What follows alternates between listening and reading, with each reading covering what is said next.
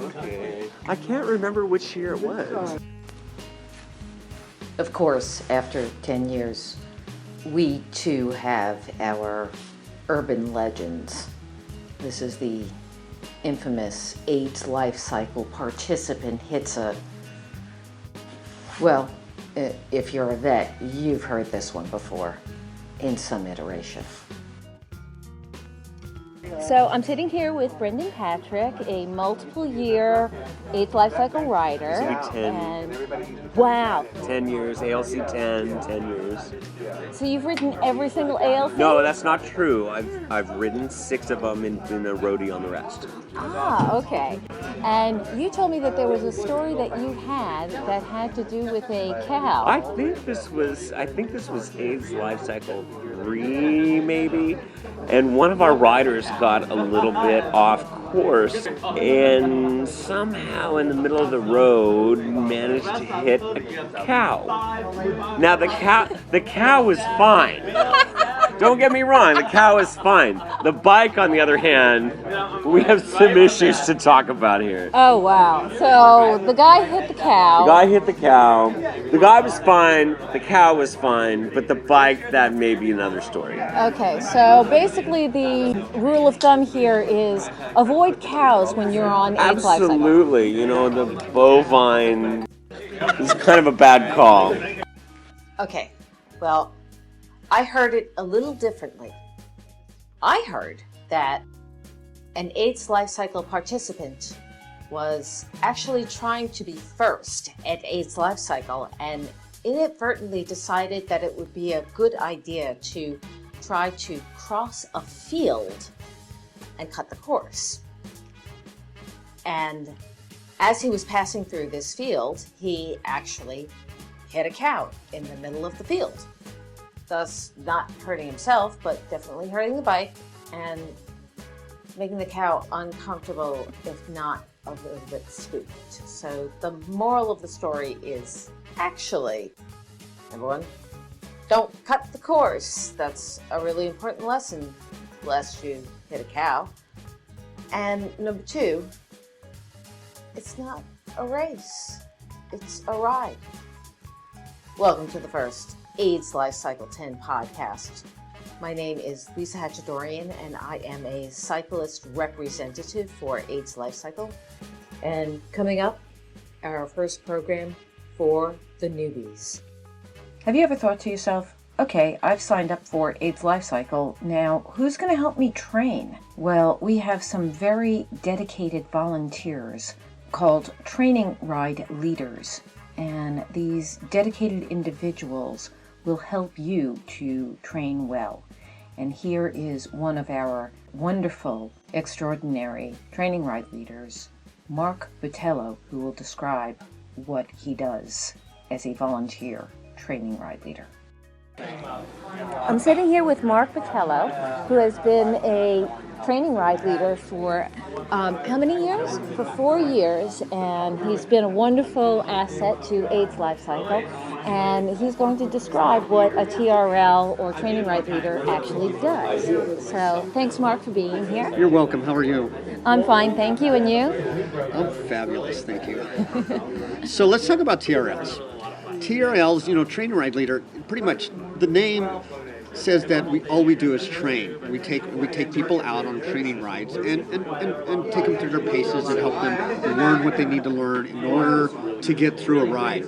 But you know, I have to tell you, a TRL means more than that, at least as far as I'm concerned. A TRL, or training ride leader, is an ambassador, I feel, of sorts.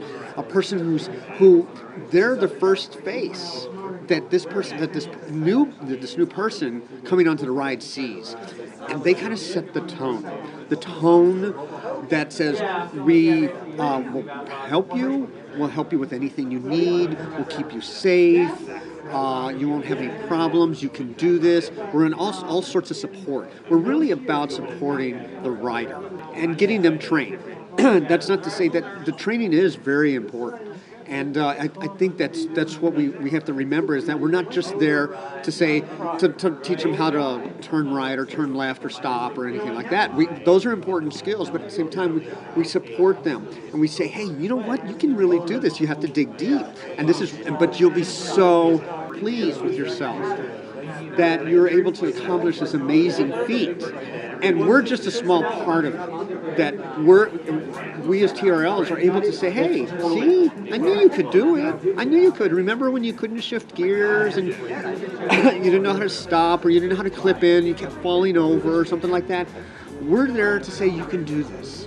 You can do this. The fundraisings, you can do this. Go ask people you don't know. Because we have experience, because this is my 5th year now, and 4th year as a TRL, that I have experience to draw upon, and because I'm going through the same thing that you have gone through, the fear of asking people, or what do? I can't do something over 40 miles. I just can't do it. And we're there to say, you know what? I remember that. I can draw on my experience and relate it to you and say, yeah, you can. Just so long as you do these steps, these things that we suggest. That's why I think that's important. The TRLs have a crucial role in the development of ALC and the typical rider's relationship to the ride.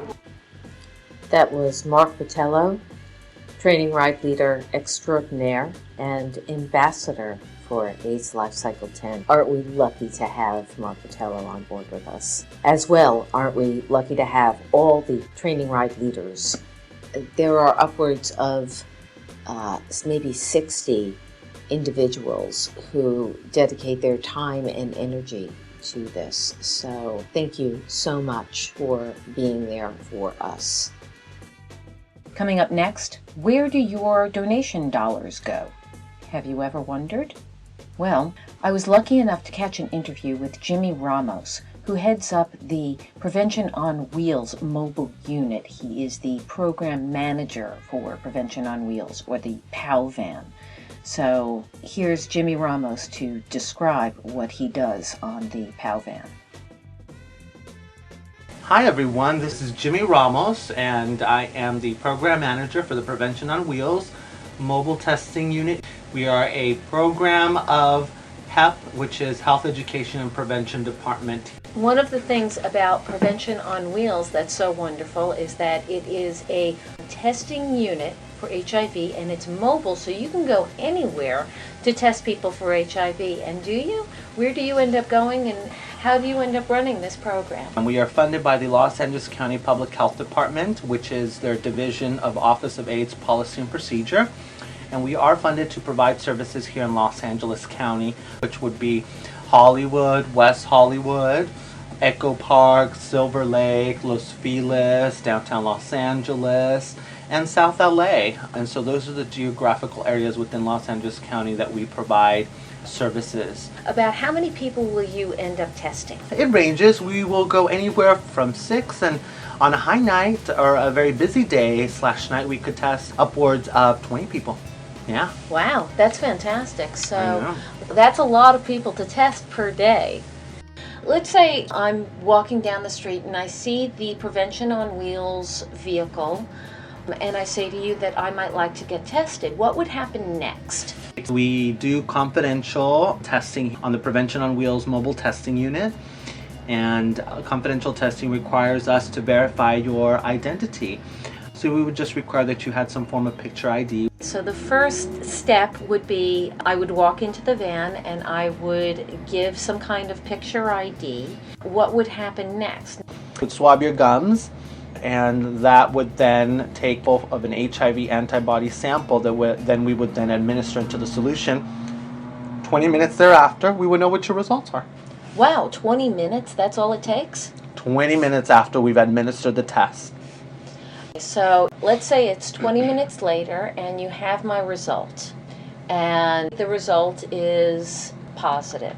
What would be the next step for you, and what would be the next step for me? If an individual were to test preliminary positive, there would be a second test that would then need to be administered. This is something that we would discuss upfront during the first HIV test, which is consent for HIV testing, that you're agreeing upfront to take a confirmatory test should your rapid HIV test today come back preliminary positive. We have two means of conducting a confirmatory test. One would be an oral, and the other would be a blood specimen. HIV tested then would be submitted to the laboratory for a confirmatory. So, Jimmy, what if I can't afford treatment? So, let's say I test positive and then I get the confirmation, but then I'm kind of nervous and afraid because I can't afford treatment and I may even want counseling, but I can't afford that either. So, where would we go to from there? With the free HIV test, should they not be able to afford treatment or care, if they were to come back preliminary and then confirm positive, that there are many programs that are out there that are able to subsidize, if not completely cover the cost of them being able to access treatment or care. So I would say to an individual, let that be the least of your worries from deterring you possibly from getting an HIV test. Okay. And one thing that I'd like to mention is that this POW van, Prevention on Wheels, if you come in here, it's free. The testing is absolutely free. So that's wonderful for the individual, but what I'd like to know is who's actually paying for this? Where is the money coming from to provide this wonderful service? Well, the majority of our services are covered through a grant as part of the Los Angeles County Public Health Department. Any cost that is not directly covered through our grant is then indirectly covered through some of the funding that we do here at the Los Angeles Gay and Lesbian Center, which would be our AIDS Lifecycle. That is one of our major funding sources here that we have internally, and it's great because they're able to indirectly cover the cost of materials and so forth. It may not necessarily be covered through our grant, and that I think that's amazing. I want people to know that that they are indirectly contributing to being able to provide free HIV testing to individuals that may not otherwise be able to afford or get. So as people who donate to AIDS Lifecycle itself are actually helping us to help you and helping us to serve our clients. Yes, that is correct. I mean, I think that's amazing, and I want to thank those individuals, because they are making a difference in their community, and a community if it's not directly their community. And I'd like to thank you, Jimmy, both for giving me this wonderful interview and letting us know more about the Prevention on Wheels program. As well, thank you for being out here at all hours of the day and night to provide free testing for every individual who wants. Thank you, and thank you, Lisa, for bringing this to people. Thank you. Thanks. And I want to thank Jimmy for that wonderful interview.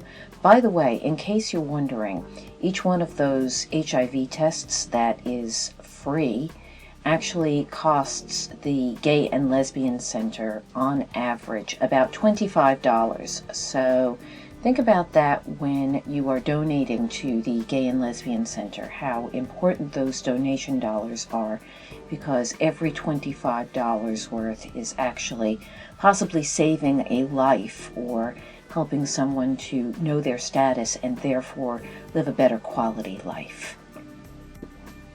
And finally, the story of Matthew Campos, who is a veteran not of AIDS Lifecycle, but of CAR, the original California AIDS Ride.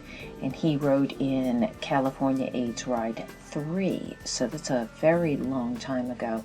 But his experience was so profound that he had this wonderful story to tell us. Here now, Matthew Campos. And what is your name? Matthew Campos. And you were at not an AIDS Lifecycle, but actually the original car ride, weren't you? Yes, it was California AIDS Ride 3. Wonderful experience. Best time of my life. And you were about to tell me a story where you started out in San Luis Obispo, is that right?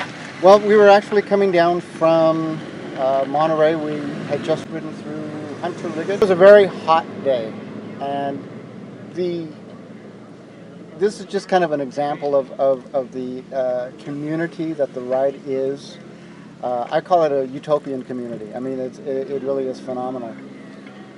It was pretty hot, and I kind of needed a break, and I stopped under an overpass on the highway.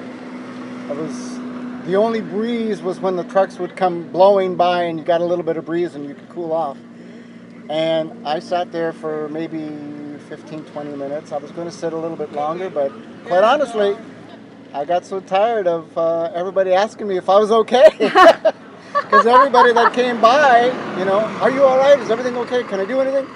And no, I'm fine. No, I'm fine. No, I'm fine. No, I'm fine. I'm just going to get back on the road and ride because, this is they're so caring, so compassionate.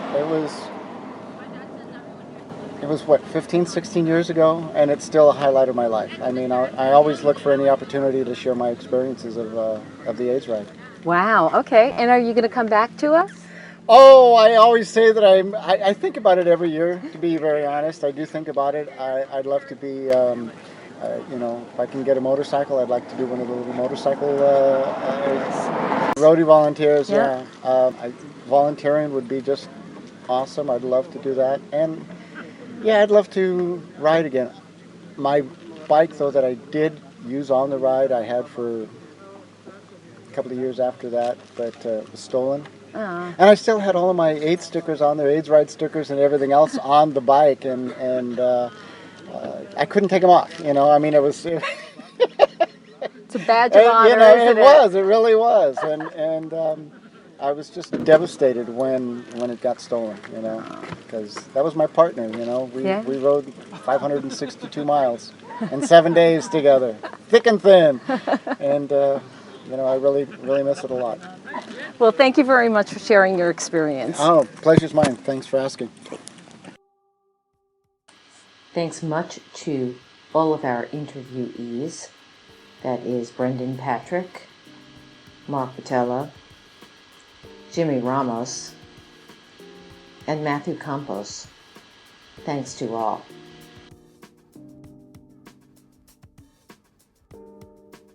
All music is from fma.org. I'd like to thank the musical artists Northbound and Lee Rosevere for the background music on this podcast.